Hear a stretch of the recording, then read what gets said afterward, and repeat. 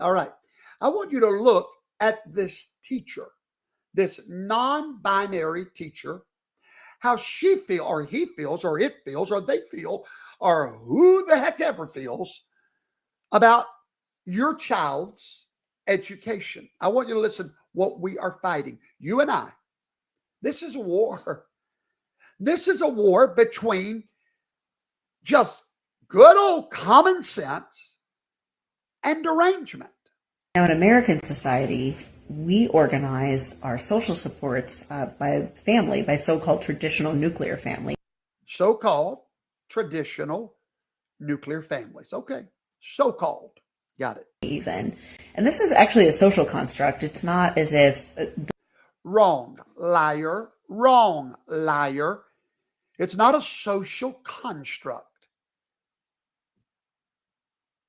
It's a creation of the Almighty God, Yahweh.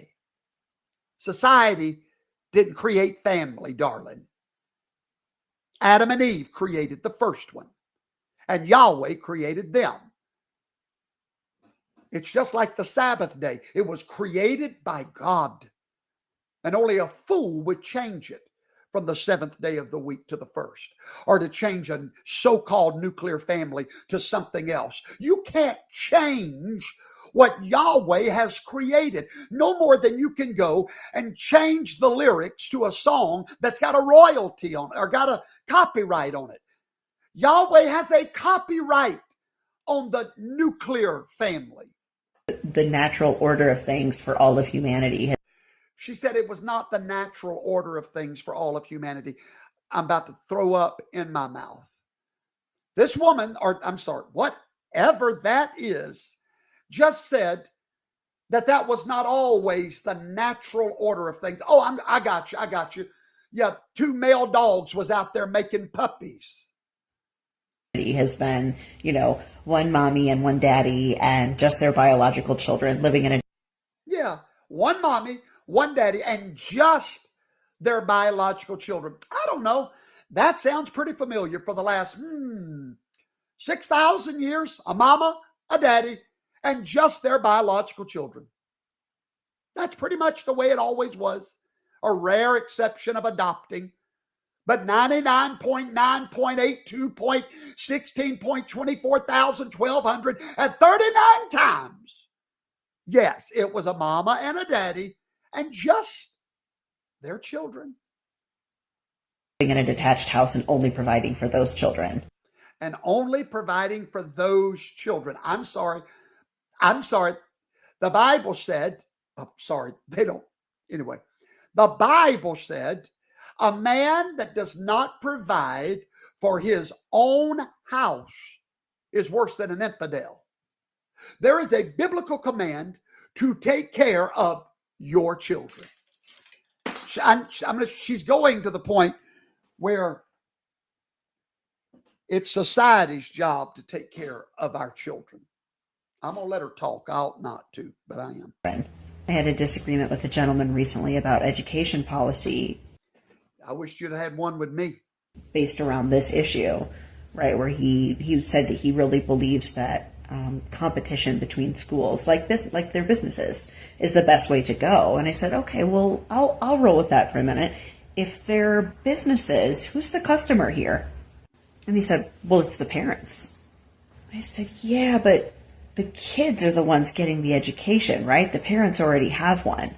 Usually when we're talking about a business and its customers, the customer is the person receiving the goods and services. Wrong. Hold on. Shut up! Hey, could you do me a favor and shut up? Okay, you're wrong. The customer is not who's receiving the goods. I'm sorry you're so dumb. I'm just sorry about that. The one that's the customer is the one that's pulling out the credit card. That's your customer, okay? I could bring someone right now. I could pick them up on the street, bring them in the grocery store, and buy them a bill of goods. The person that's taking the groceries is not your customer. No, I am the customer. They are the beneficiary of my business with you. So you little lump-brained liberal, the child in the school is not your customer. I am. It's my tax dollars. You understand? Get it straight. I realize you can't get nothing else straight, but get this straight. You don't know what you're talking about. The student is not the customer. They are the beneficiaries of the customer. In other words, they get the benefit. If I go and pay for them piano lessons, my child is not their customer. I am, and they will please me. I don't care what the child wants. I'm the customer. Lord, I hate having to educate the whole world. Services. So this isn't adding up. And this is why I say that we have public schools for a reason, so that they'll function as a public good and No. No, God, who is this lady? Somebody give her my phone number. I want to interview her. No, darling. The public schools were not, well, no, I don't have time. and not just as a private commodity. Children actually need more than just their parents. They need a You lying devil. whole village. If all of your support and opportunity only comes from family, If you're, and you wonder why we have gangs everywhere. Do you see the hate for the family?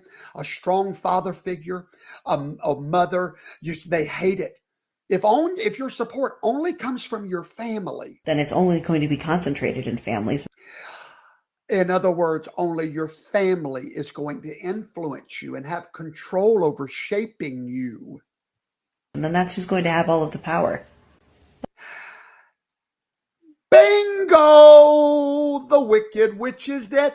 Guess who's going to have all the power, she said. That wicked mother and father. You know, the ones that would give their lives for that child. They're going to have all the power.